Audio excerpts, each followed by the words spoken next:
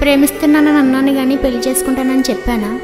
నన్ను మర్చిపో, నన్ను మర్చిపో.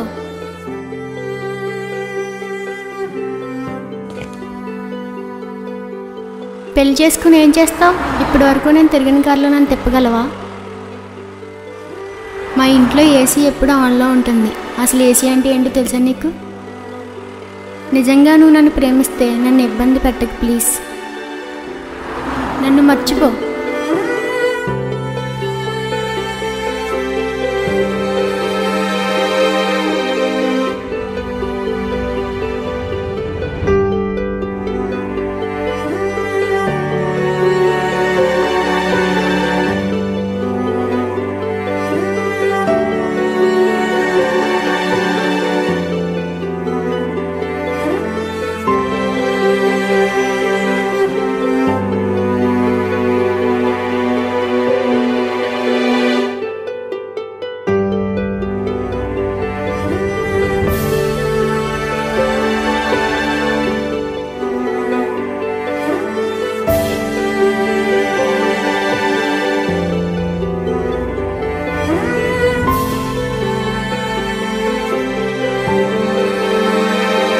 నేచర్ చాలా అందంగా ఉంది కదా తమ్ముడు.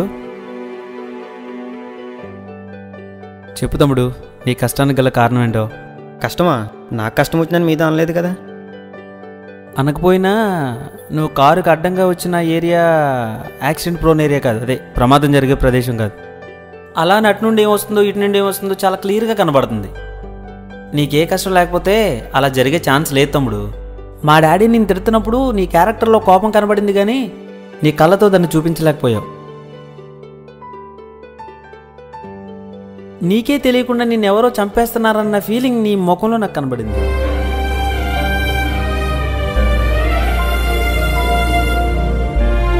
అవునన్నా, ప్రేమించాను.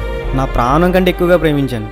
పెళ్లి సంబంధాలు చూస్తున్నారు కదా, పెళ్లి చేసుకుందని అడిగితే పెళ్ళా నీతోనే అందన్నా. అంతేకాదు, నాకెందుకు నీ చావు నువ్వు చావు అందన్నా. మరేం చేద్దాం అనుకుంటున్నావు? నీ ప్రశ్నకు చావే సమాధానం అనుకుంటున్నావా? నేనెందుకు చచ్చిపోతానన్నయ్య?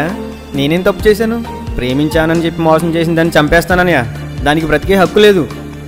సర్లే, అర్థమయ్యో కాకో కొన్ని ప్రశ్నలు అడుగుతాను, సమాధానం చెప్పు. నువ్వెవరిని ప్రేమించావు? లావణ్య. మామూలుగా కాదన్నయ్య, నా ప్రేమను నిరూపించుకోవడానికి చేతులు కూడా కోసుకున్నాను. ఆ అమ్మాయి ఎవరిని ప్రేమించింది? ఇంకెవరిని? నన్నే.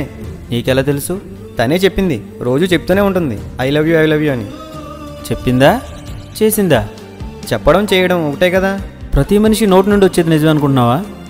చేయబోయేది చెప్పడం గొప్ప విషయం కాదు, చెప్పింది చేయడం గొప్ప విషయం. అసలేం జరుగుంటుందో చెప్తాను విను. నువ్వు అమ్మాయిని ప్రేమించావు. ఆ అమ్మాయి నీకంటే ఎక్కువగా తన కుటుంబాన్ని ప్రేమించింది.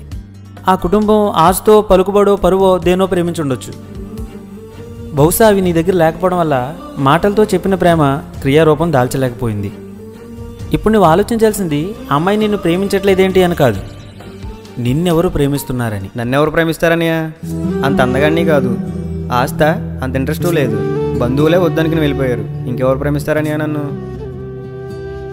ఎవరూ లేరా? ఒకసారి ఆలోచించు. ఆ అమ్మాయిని చంపి నువ్వు జైలు కూడా తింటుంటే నీ తల్లి కడుపు ఎలా నిండుతుంది తమ్ముడు? ఆ కడుపు ప్రతిరోజు పస్తే ఉంటుంది కదా. ఏ చేయి పట్టుకుని నీ తండ్రి నీకు నడక నేర్పాడో ఆ చేయి ఓచాలు లెక్క పెడుతుంటే ఆ తండ్రి ఒంటి చేతి వాడైపోడా? నేనైతే నీకు మంచి జరిగింది అనుకుంటున్నాను తమ్ముడు. ఎందుకంటే నమ్మించి తీసుకువెళ్ళి దారి మధ్యలో వదిలేసే కంటే నువ్వు ఉన్న చోటే వదిలేస్తే నీకే మంచిది కదా. ఈ భూమి మీద ఏ ప్రేమ అయినా ఏదో ఒకటి ఆశించి చూపించే ప్రేమే. ఏమీ ఆశించకుండా మనం ద్వేషం చూపించినా కూడా స్వచ్ఛమైన ప్రేమను చూపించింది కేవలం దేవుడు ఒకడే బ్రదర్. నిన్ను ఎలాంటి వారు డిస్టర్బ్ చేసినా దేవుని ప్రేమకు తల్లిదండ్రుల ప్రేమకు ఎప్పుడు దూరం అవ్వకు బ్రదర్. ఎందుకంటే దేవుని ప్రేమకు తల్లిదండ్రుల ప్రేమకు విలువ కట్టలేం, ఏమిచ్చినా వారి రుణం తీర్చలేం. ముఖ్యంగా నా యేసు ప్రేమ.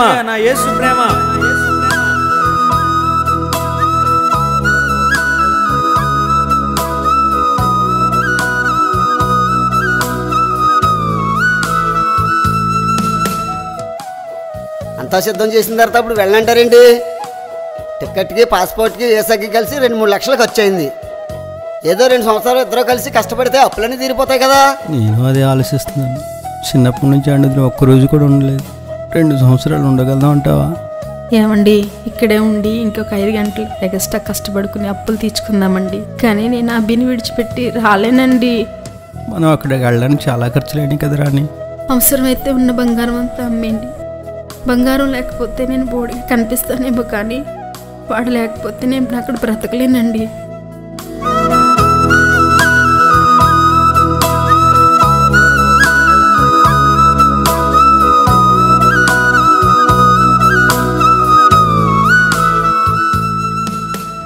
థ్యాంక్స్ అన్న, ప్రాణం ఇచ్చిన దేవుణ్ణి, ప్రేమించిన తల్లిదండ్రుల్ని గుర్తు చేసినందుకు.